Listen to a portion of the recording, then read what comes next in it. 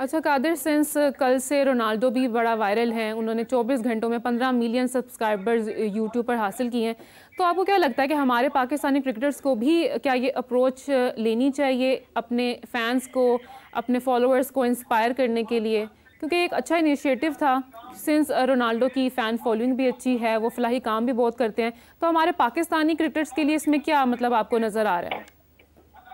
देखें, Cristiano Ronaldo का जो कद काठ है वो हमारे पूरे पाकिस्तान के क्रिकेट स्क्वाड से भी ज्यादा है। पूरी दुनिया में उनकी फेम है और उनके जो फॉलोअर्स जो एक्स पे भी हैं, उनके जो फॉलोअर्स दीगर सोशल मीडिया प्लेटफॉर्म पर हैं, वो पूरी दुनिया से ज्यादा हैं। आप विराट कोहली को देख लें, विराट कोहली के भी पाकिस्तानी क्रिकेटर से बहुत ज्यादा हैं, क्योंकि आबादी भी मैटर करती है पाकिस्तान में, क्योंकि 25 करोड़ आवाम है, लेकिन 25 करोड़ के पास मोबाइल नहीं है, सोशल मीडिया की एक्सेस नहीं है। और यहाँ पर जिस तरह के हालात चल रहे हैं, सोशल मीडिया वैसे ही जो है वो चल नहीं रहा, जिसकी वजह से काफी हद तक परेशानी का सामना भी है।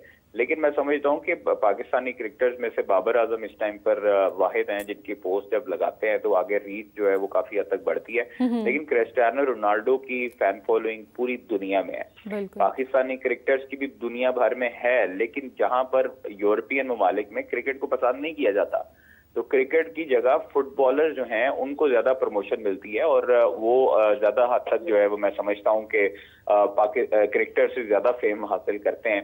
तो आप एक तरफ बेसबॉल को देख लें, एक तरफ आप बास्केटबॉल को देख लें, एक तरफ आप एमएमए फाइटर्स को देख लें, तो ये जहां पर देखी जाती हैं और जहां पर ममालिक ज्यादा है, आबादी ज्यादा है, वहां पर उस खिते में उसको प्रमोशन भी मिलती है। पाकिस्तान में सिर्फ एक गेम है क्रिकेट, उसकी फैन फॉलोइंग के लिहाज से बाबर आजम की फैन फॉलोइंग बिल्कुल ठीक है और बिल्कुल अच्छी रीच जाती है। लेकिन अगर आप ओवरऑल बात करेंगी, जिस तरह क्रिस्टियानो रोनाल्डो है, जिस तरह मेसी हैं और बाकी दीगर जो फुटबॉलर्स हैं, जो दीगर एमएमए फाइटर्स हैं, दीगर जो बेसबॉल के प्लेयर है, बास्केटबॉल के प्लेयर्स हैं, तो उनकी उस लिहाज से जो है वो उनको रीच मिलती है। उनका कंपैरिजन पाकिस्तानी क्रिकेटर्स के साथ नहीं किया जा सकता। अलबत्ता पाकिस्तानी क्रिकेटर्स के ऊपर काफी हद तक पाबंदियां भी Pakistan cricket board media department की तरफ से होती हैं, Pakistan cricket board operational department की तरफ से भी होती हैं कि आपने ये पर्सनल अकाउंट पे नहीं लिखना, आपने ये नहीं लिखना, आपने वो नहीं लिखना, आपने जो प्रमोशन करनी है उसका भी पहले एनओसी लेना है, आपने पूछना है पहले। फिर ये 100 चीजें जब आपके ऊपर आती हैं, एक लागू होती हैं, आपके ऊपर इम्पोज होती हैं, तो फिर उस वक्त जो है वो आपको काफी हद तक परेशानी का सामना भी करना पड़ता है और आप जान छुड़ाते हैं कि यार अब क्या सोशल मीडिया को करना कि पहले 10 बंदों से पूछा जाए, फिर उसके बाद मैनेजर जो है वो उनका प्लेयर्स का मैनेजर जो है वो डील करे, उसकी कमीशन अलहदा होती है, तो वो चीजें मैटर करती हैं। तो इसलिए ये कंपैरिजन बिल्कुल नहीं बनता है क्रिस्टियानो रोनाल्डो के 15 मिलियन फॉलोअर हो गए हैं एक दिन में और बाबर आजम के क्यों नहीं होते। तो बाबर आजम की जो फैन फॉलोइंग है वो एशिया में है, उसके बाद और ऑस्ट्रेलिया में है, जिधर जिधर क्रिकेट होती है वहां पर जरूर है। लेकिन जहां पर क्रिकेट को नहीं देखा जाता, जो यूरोपियन ममालिक हैं, जो अरेबिक ममालिक हैं, इवन सऊदीया में अब फुटबॉलर्स हैं, उसको अल नसर क्लब की तरफ से खेलते हैं क्रिस्टियानो रोनाल्डो, वो स्टेट गेस्ट में होते हैं, किंग के गेस्ट होते हैं। ये चीजें जो है वो मैटर करती हैं। अगर बाबर आजम फुटबॉलर होते तो यकीनी तौर पर उनके भी इतने फॉलोअर्स होते हैं। एग्जैक्टली राइट, सही बात की आपने कादिर, बिल्कुल। और कादिर, मेरा आपसे ये भी सवाल था कि जे शाह की जो आईसीसी प्रेसिडेंसी रूमर सामने आ रही हैं, उस पर आपकी क्या राय है? इससे पाकिस्तान की क्रिकेट पर और आईसीसी के डिसीजंस पर क्या फर्क पड़ सकता है? देखिए, फर्क कुछ नहीं पड़ना। बीसीसीआई की हमेशा से ही अगर देखा जाए तो बीसीसीआई हमेशा से ही डोमिनेट करता है हर बोर्ड के ऊपर, क्योंकि $1 बिलियन बोर्ड है और उसका रख रखाव भी काफी हद तक ज्यादा है। तो मैं समझता हूँ कि जे शाह को अगर प्रेसिडेंसी मिलती भी है तो उससे नुकसान पाकिस्तान में क्या हो सकता है ज्यादा से ज्यादा, कि पाकिस्तान इंडिया की सीरीज नहीं होगी। तो इसलिए ये देखें, ये चीजें मैटर नहीं करती हैं। आपकी एहसान जो पहले थे हमारे जो चेयरमैन पाकिस्तान क्रिकेट बोर्ड थे एहसान मानी, वो भी प्रेसिडेंट रह चुके हैं, मुतअद्दिद पाकिस्तानी भी प्रेसिडेंट रह चुके हैं। इससे कोई फर्क नहीं पड़ता। जो पॉलिसीज आती हैं वो सबके साथ सामने वाज़ेह होती हैं और फिर उसके बाद उसको इम्प्लीमेंट करना, उसके बाद उनको जो रेवेन्यू शेयरिंग है वो करना, वो मैटर करती है। तो उसके लिहाज से पाकिस्तान क्रिकेट बोर्ड को हिस्सा बिल्कुल ठीक आता है, और वो चाहे इंडियन हो या दीगर जो है वो कोई भी बोर्ड का सरबराह आकर लगेगा तो वो कोई उससे फर्क नहीं पड़ता है। एशियन क्रिकेट काउंसिल का जो है वो अगला सरबराह जो है वो पाकिस्तानी होंगे। तो इसलिए फिर वो फायदा नुकसान अगर आपने पर्सनल हो जाना है तो फिर आपको पूरी दुनिया बैशिंग करती है। तो ये चीजें फिर मैटर करती हैं कि आप उस टाइम पर फिर बड़ा देख दिखा के चलते हैं। जब आपको कोई ओहदा मिलता है तो फिर उस टाइम पर आपको पर्सनल ग्रज से बाहर निकलकर बाकी जो बोर्ड मेंबरान होते हैं, फिर आप आईसीसी के हेड होते हैं, तो फिर आईसीसी के हेड के तौर पर आपको सोचना पड़ता है और दीगर तमाम बोर्ड्स के साथ अच्छे तरीके से चलना पड़ता है। बिल्कुल। अच्छा कादिर, साइम अयूब को बहुत ज़्यादा क्रिटिसाइज़ किया जा रहा था कि जी इमाम को रिप्लेस किया है, इमाम की परफॉर्मेंस ज़्यादा अच्छी है, साइम प्ले नहीं कर पाएगा अच्छा, लेकिन उन्होंने तो अच्छी खासी परफॉर्मेंस की है, 57 उनका स्कोर था, तो उसके ऊपर आपकी क्या राय है?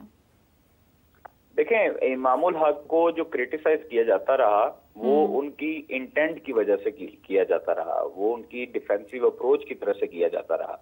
लेकिन अगर साइम अयूब का देखिए, साइम अयूब का मुआवजा इमामुल हक से नहीं किया जा सकता। वो हुरैरा के साथ था, हुरैरा को चांस देना था, तो इमामुल हक को थोड़ा सा रेस्ट करवाया गया। अच्छा। साइम अयूब तो पहले से ही प्लान में थे, तो इसलिए आप देखें कि अगर साइम अयूब की बात करें इमामुल हक के साथ, तो इमामुल हक अगर खेल रहे थे, उनको डिफेंसिव अप्रोच थी, या जैसन गिलेस्पी कहते थे कि आप तेज नहीं खेलते, स्लो खेलते हैं, तो साइम अयूब की भी अगर आप बात करें तो 98 गेंदों पर 56 है, 57 का स्ट्राइक रेट है।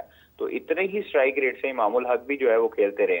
फर्क तो कोई वाज़ह नजर नहीं आया हमें कोई इस तरह बड़ा कि जी साइम अयूब आए और 56 करके जाए 23 गेंदों पर या 36 गेंदों पर। टेस्ट मैच में अगर आपने तेज क्रिकेट खेलनी है तो ये तो फिर रवायती एक टेस्ट क्रिकेट आ गई कि आपने 56 किया है 98 गेंदों पर, जिसमें 4 चौके और 1 छक्का है, 57 का स्ट्राइक रेट है, तो वह बस आपका चल रहा है। तो बाकी आप नीचे आएंगे तो बाकी नीचे जो है वो रिजवान इससे ज्यादा तेज खेल रहा है, फिर इसका मतलब है कि 68 का उनका स्ट्राइक रेट है, 179 गेंदों पर 123 किया है।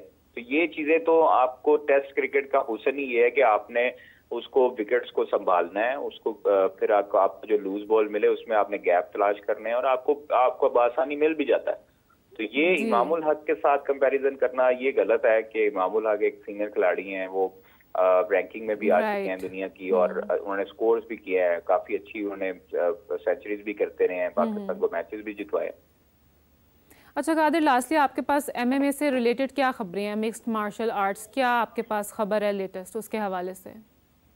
देखिए, मिक्स मार्शल आर्ट्स का जो एशियन चैंपियनशिप है उसका फाइनल मुकाबला आज होगा। गुज़श्ता रोज जो सेमीफाइनल हुआ उसमें 38 मुकाबले हुए, जिसमें जो पाकिस्तानी हैं उन्होंने, जो 6 पाकिस्तानी हैं उन्होंने क्वालिफाई किया है फाइनल के लिए, और अब्दुल मनान, रिशान अकबर, शहाब अली, बानो भट्ट ने बड़ा अच्छा मैच कल खेला। बानो भट्ट ने जो खुशबू निशात हैं रवायती हरीफ भारत की जो फाइटर थी उनको नॉकआउट किया और फाइनल के लिए क्वालिफाई किया। आज जो है फाइनल मुकाबलों में आज 22 फाइट्स होंगी, जबकि फाइनल में 6 जो है वो कौमी फाइटर्स का मुकाबला होगा। ईमान अली और बुशरा अहमद जो हैं वो टेक्निकल रीजंस की वजह से पहले ही से ही फाइनल के लिए क्वालिफाई कर चुकी हैं। तो फाइनल में पाकिस्तान के 3 जो है वो मेंस फाइटर होंगे, जबकि 3 फीमेल फाइटर्स मुकाबला करेंगी, और आज दोपहर 3 बजे से जो है वो फाइनल का आगाज हो जाएगा। जी ओके, सो मेरे पास एक और बात ही करने के लिए आपसे क्रिकेट के हवाले से कि हसन महमूद जो हैं बांग्लादेश के बॉलर, उन्होंने कहा है कि स्पिनर्स को ना खिलाना मैनेजमेंट का फैसला था। तो इसके ऊपर आपकी क्या राय है कि इससे क्या फील्डर्स ज़्यादा बेहतर परफॉर्म किया उन्होंने, या क्या कहते हैं कि उन्होंने स्टार्टिंग में ही बहुत अच्छे से फटाफट से जो है विकेटें गिराई थी पाकिस्तान की, तो इसके ऊपर आपकी क्या राय है? सॉरी, मुझे दोबारा सवाल रिपीट कीजिएगा। कादिर, मैं बात कर रही थी कि जो बांग्लादेश के बॉलर है ना हसन महमूद, उन्होंने कहा था कि स्पिनर्स को ना खिलाना मैनेजमेंट का फैसला था और फील्डर की मदद से उन्होंने पाकिस्तान को बहुत जल्दी से आउट कर लिया था। 4 विकेटें बड़ी आराम से बहुत जल्दी से गिर गई थी, तो इसके ऊपर आपकी क्या राय है? जी कादिर, आप हमारे साथ हैं? कादिर, आप हमारे साथ हैं लाइन पर? मेरे ख्याल में कॉल ड्रॉप हो चुकी है।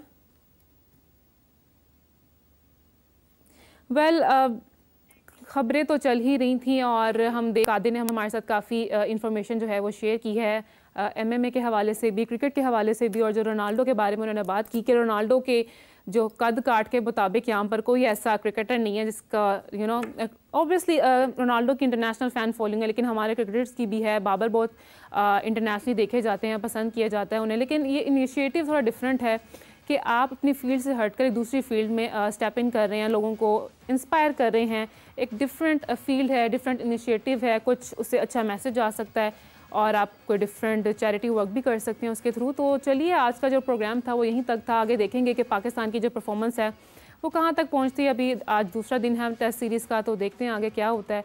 इसी के साथ मुझे दीजिए इजाज़त, आपसे मुलाकात होगी इंशाल्लाह कुछ देर बाद। तब तक के लिए बाय बाय।